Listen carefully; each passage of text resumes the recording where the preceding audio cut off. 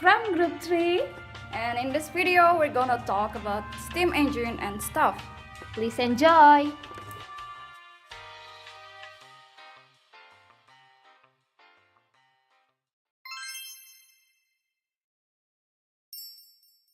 The word poverty here is suitable for people in pre-industrial revolutions. Well, actually, they're wealthy in their own way because there are no high-tech machines, no tall buildings, no artificial intelligence like Wi-Fi and internet. They're just along with the nature. They live peace in the nature, and their main job is basically in agricultural sectors. Most of them are farmers, and they grow corn and wheat, which pronounced with a T, not with a D. They're becoming a we. Okay. And the economic development was situated on the southern province. Particularly, it's the center of urban textile and linen. And the manufacturing was basically a home industrial with the basic machines and hands and effort. And I'm talking about a lot effort on that era. But everything changed since the end of the 16th century. Well, of course, the process of changing here, there's nothing to do with the Fire Lord and the Fire Nations, but there was a major contrast in economy between the northern area and the southern area. The towns in the northern were boosted by human and physical capital of the wealthy migrant from the south. This is because of the transportations and the way, and basically the southern province was connected with other city. Therefore, it's very strategic for the international trade in textile industry.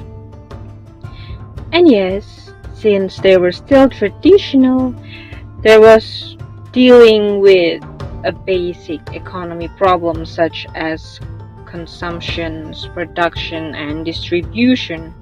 And when we're talking about the distribution here, of course, we will dealing with transportations, which they still relatively slow and of course dependable because they're still traditional.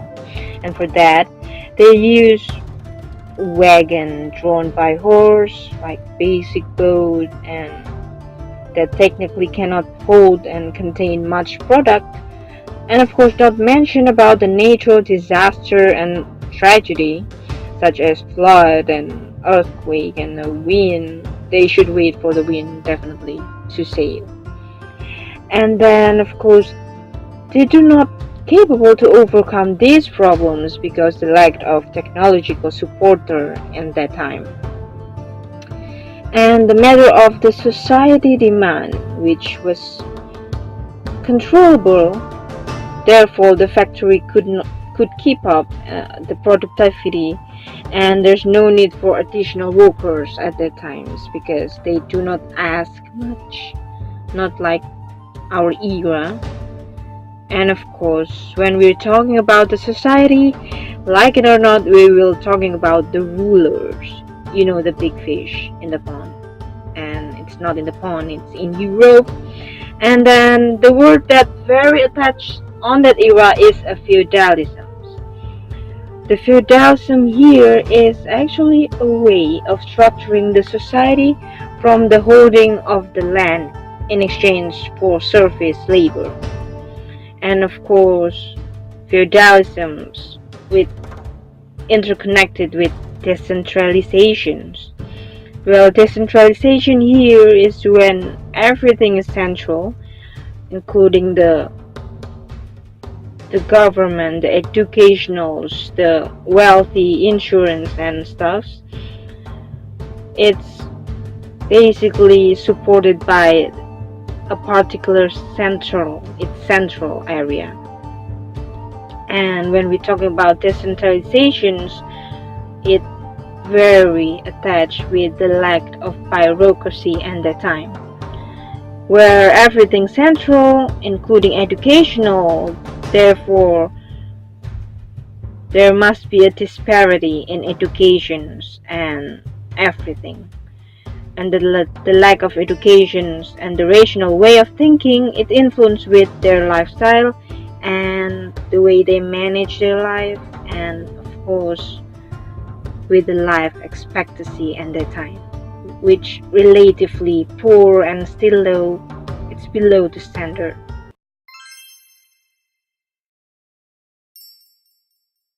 So I will continue about the next information about house life in the early of Romanticism era. At the beginning of Romanticism era, 80% of the population lived in the countryside and lived as farmers. They rely on natural products around their home to survive.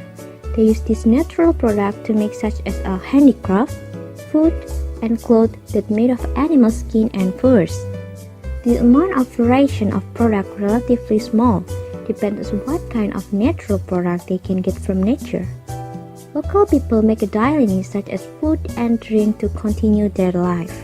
If they wait for a shipment from the other village, it will take a long time, and the quality of the product that is not durable will decrease. Life as a farmer was a challenge for every villager at the time. They will actively work in certain seasons because they depend on their surroundings. They will find other work if the season does not support farming. If they do not find other job, it will be problems, right? Discusses the life of the early of Romanticism era is very difficult, especially involve with daily needs and keep surviving. The transportation used to carry out product distribution activities was only by horses. There is no other transportation rather than horses can bring crops to sell to the city. It happened because at the time there is no invention toward transportation. Villagers have a round trip by horse to carry the crop that's sold to the city because the crops and goods they sold are many, especially during the harvest time. If they took much time on the trip, they will lose out because the crops that cannot last long and the price of borrowing horses will be more expensive. The next challenge lived at the beginning of Romanticism era is about communication. People experience difficulties in terms of communication. This happened because of the distance between one village and another are far away. In terms of communication, the villager spread the news to the messenger who were passed by, and this was ineffective because it took a long time and days to spread. Because of this, the delay in the news spread made the people, especially villagers, cannot take a good decision quick and precisely. So, we can say that they lack of information at the time. Did you know? The population in the early Romanticism era is not growing too much. This is because of several aspects such as war, poverty, poor hygiene, and disease such as influenza, typhus, dysentery, and so on. This disease is difficult to cure due to natural ingredients that have a limited number and variation, so many people die from disease outbreaks. Poverty is also one of the big problems that faced by people in the early of Romanticism era. The condition of nature that has not really kept up profits also support, especially by distribution activity that has not gone well. So, to keep survive in a poverty situation, it expects the entire family to contribute to economic status. Women had to play a vital role. Also, it was not recognized by status or earning. Women here tends to arrange any economic activity. Children from a young age also were supposed to support the family by helping their parents in the field or in the farm, such as squeeze milk, watering the crops, and so on. A steam engine is a machine that converts the heat energy of steam into mechanical energy. A steam engine passes its steam into a cylinder where it then pushes a piston back and forth. It is with this piston movement that the engine can do mechanical work. The steam engine was also the major power source of the Industrial Revolution in Europe in the 18th and 19th centuries.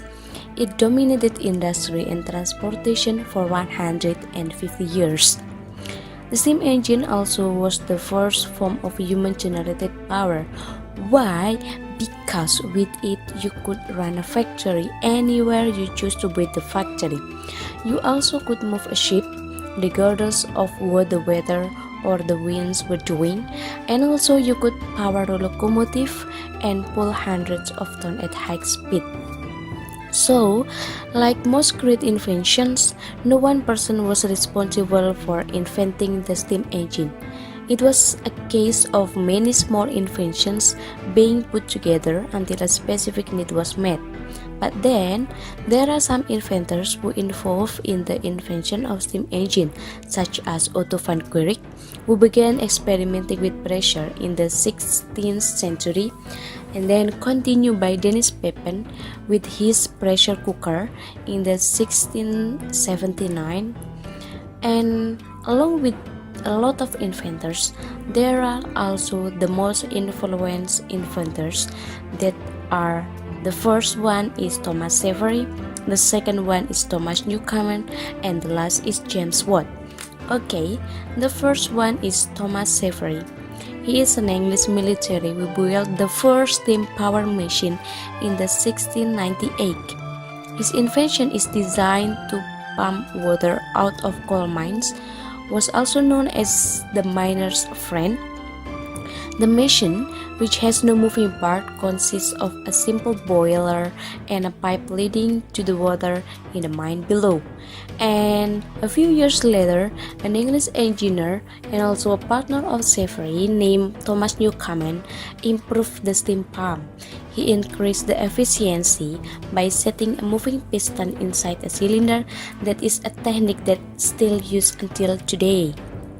But also, there is the most important improvement in steam engine design was brought by Scottish engineer named James Watt. So he set out to improve the performance of Newcomen's engine, that is the previous engine, and in the 1969 he introduced the design of steam engine that had a separate condenser and cylinder. And he always continued the improvement, and by the 1790 he improved steam engine over a powerful and reliable power source that could be located almost everywhere. It was used to pump bellows for blast furnaces, to power huge hammer for shaping, and also straightening forged metal, and also to turn machinery at textiles mills. More than anything, it was Watt's steam engine that sped up the Industrial Revolution both in England and also the rest of the world. There were definitely good stuff happening in the Industrial Revolution era, despite the obsession with the purity in nature. And here I'm gonna explain some advantages gained from industrialization. First, as the name implies, Industrial Revolution opened up the way to industrial growth and fueling economies, while it also allowed people to open up for the world trade. And when you trade with other countries, you might form a powerful alliance with them. It opens more opportunities for countries to distribute their handicrafts. Second, factories were probably the one that gained the most from Industrial Revolution, since machines increased productivity and reduced production time, as well the cost saved for labor. With all that, items produced faster and they become affordable and also accessible to people. Third, machines might make production and distribution easier, but they still needed maintenance and an operator. In this era, the machines were not automatically working, of course, and this is why it also provided new job opportunities, where people were needed to run the machines. And they gained knowledge about machines and trained for specialized tasks. For example, some specialized in transporting materials, some in fixing machines, and some operates them, and etc. 4. With all that, with all the new and innovative things that began to emerge out of this time period, people become more motivated and educated than ever. Many inventions were created after the industrialization: railroad, telegraph, electricity, you name it. Without industrialization, we wouldn't be able to enjoy cars, telephone, and lamp. 5. Because more products were being made, there were more jobs available for the general public. The Industrial Revolution helped to move people away from an agricultural-based society toward the modern society we have today. Groups of people could be more productive than a single person by working on the same task repetitively. Better products could be created too. And 6. Before the Industrial Revolution, people stayed in their family trades because that was the only way to develop a skill. This period introduced the concept of a free market society, allowing the consumer to choose what they wanted instead of being dependent on the family that provided the trade for their community. If something didn't meet their needs, the Industrial Revolution made it so that another product could be chosen for a similar price. And 7. The Industrial Revolution helped to create several new communities around the world. Manufacturers would bring in workers to support their factories. Not only would a job and a paycheck be provided, so would a home, land, and other types of property. Many families moved to these industrial communities because it offered a chance to have something that they could call their own. Okay, as previously has already explained about the pros of Industrial Revolution, I'm here to explain the downside of it. I mean, everything basically has their own downside, perfectly balanced as everything should be. Okay, so imagine a world where back then nature is the key of everything, which people really worship, and then the revolution happened. Urbanization started, and so does big factories being built everywhere. I think this simple imagery can already explain how environmental pollution started. Of course, it already happened before, but what I mean here is everything gets worse. People basically found many new ways to use natural resources as fuel for their businesses, making productivity more effective, but at the same time also produce even more industrial waste. And we know how people are focused on gaining money in this era particularly, so they do not pay much attention to such thing as pollution. Again, let's underline the fact that people really focused on money. Everything is about money, money, and money. While the lower working class people are busy thinking about how to get even more money for themselves. These rich people who own and run the businesses also think how to gain more profit with even more little effort. And I don't know how, it just runs to their mind that they started to hire kids as their labor, and that's how child labor happened. And I tell you, not everyone is happy with this obviously. Really bad decision to hire kids. Aside from child labor, workers also treated very badly. They do get better payment rather than before. However, it comes with a great expense. Usually, factory workers work for 14 to 16 hours, 6 days a week. When did they rest? Not to mention the safety. The machines that they use in factories are dirty and not safe. It greatly contributes to factory accidents, which may lead to death. All that is not worth the money, I personally think so. Let's go back about how urbanization happened everywhere. People started to move to big cities to work with the hope to get better income. I mean, on a side, it could be a positive thing, but we are talking about poorly built places for the worker class to stay here. The homes were made with the cheapest materials and lacked basic features such as windows and proper ventilation. Even most of the homes were built without running water or sanitation. As a result, many people were unable to properly bathe and thus suffered from very poor hygiene. Plus, all the stuff going on here really create a big gap between basically poor and rich people. Poor people that live in slums and rich people who live in good places. Marriage has also become an issue in this era. Many women started to sell themselves, aka prostitution, just to get even more money. So when someone is unfaithful, obviously their marriage life is pretty much done for. Also, romance is basically that.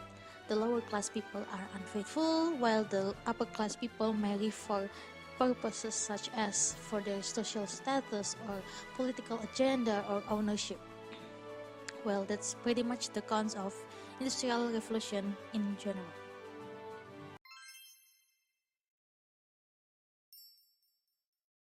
So, as the result of industrialization, the new industrial labor opportunities caused a population shift. People from the countryside flocked to the towns and new factories to get work. This is the cartoon version of how people from the countryside moved to city residence. Population movement was caused by people living in small farming communities who moved to cities.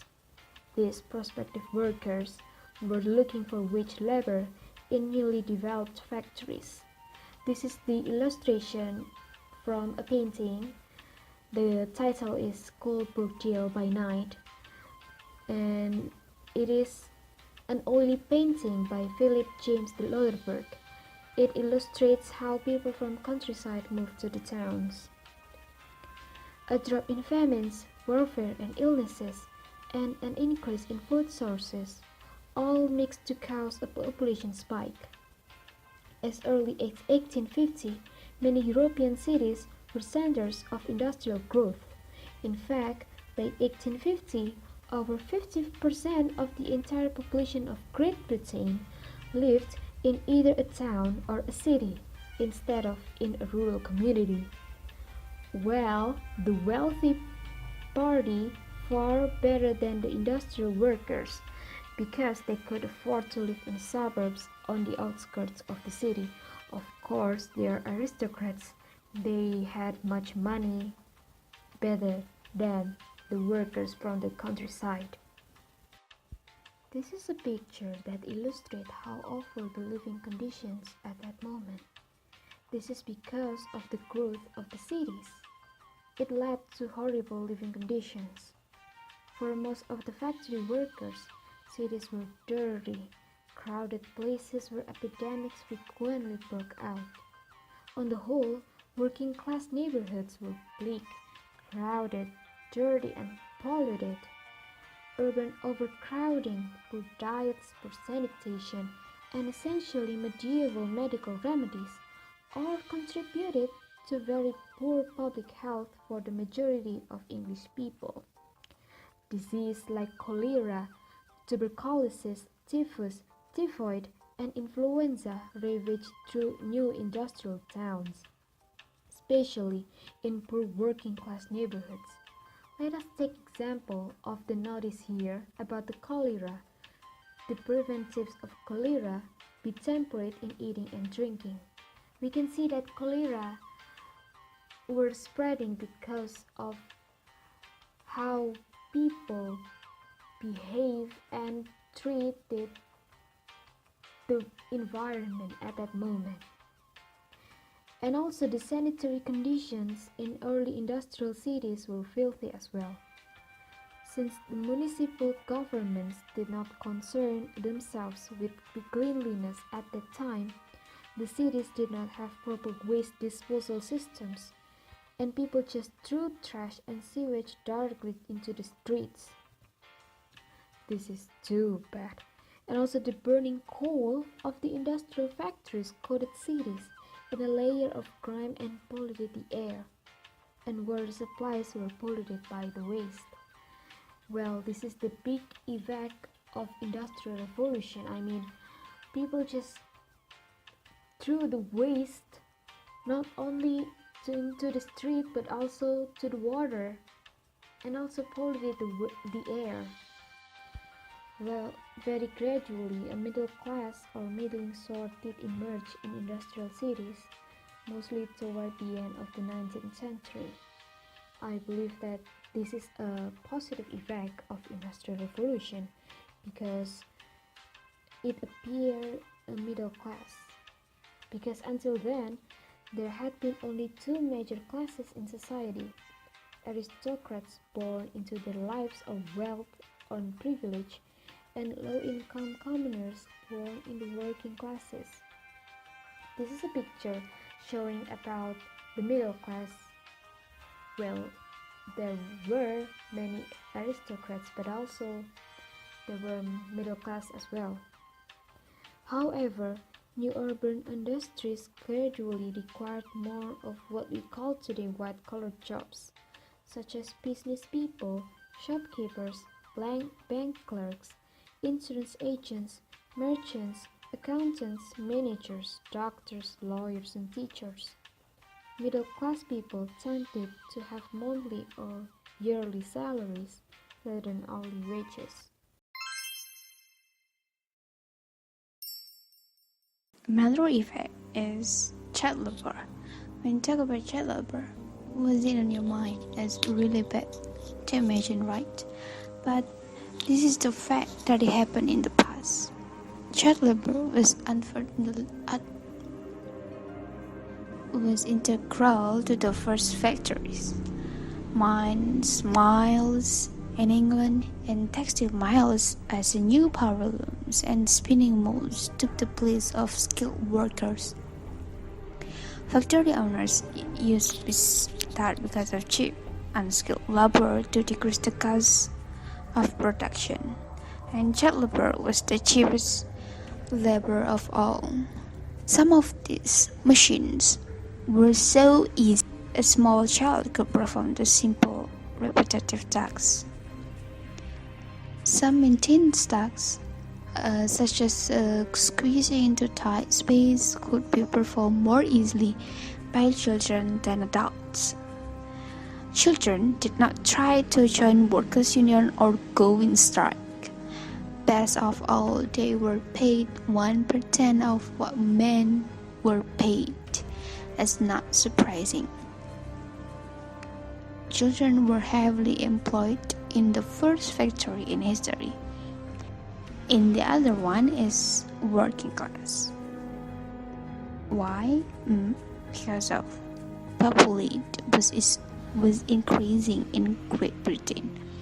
At the same time that the landowners were enclosing common village lands, people from the countryside flocked to the towns and the new factories to get to work. This resulted in very high unemployment rate for workers in the first workers of the Industrial Revolution. The Industrial Revolution completely transformed the role of the family. In traditional they were agricultural society, families worked together as a unit of production, tending to fields, knitting sweaters, or tending to fire. Their work and home life became sharply separated, tend to earn money for their families.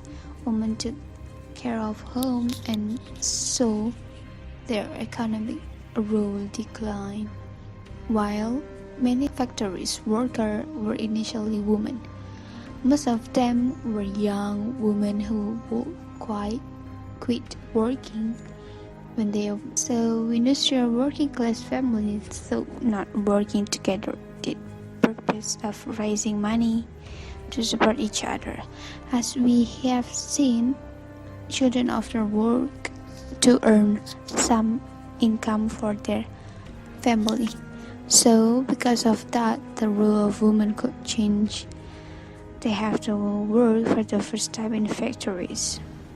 Women had to compete with the men for jobs. Female factory workers often made only 1/3 as much as men.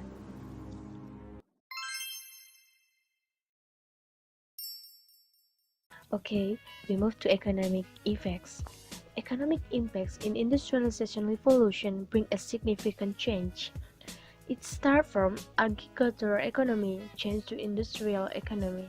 With the shift from handmade to machine-made products, a new era of human experience began where increased productivity created a much higher standard of living than had ever been known in the pre-industrial world. Industry plays a complex role in economic development. Uh, The first is increase in national income. Industrialization allows countries to make optimal use of their scarce resource. It increases the quantity and quality of goods manufactured in the company, which makes a larger contributor to gross national products. The second is higher standard of living. In an industrial society, workers' labor is worth more. In addition, because of higher productivity, individual income increases. This rise in income raises the standard of living from ordinary people. The third is economic stability.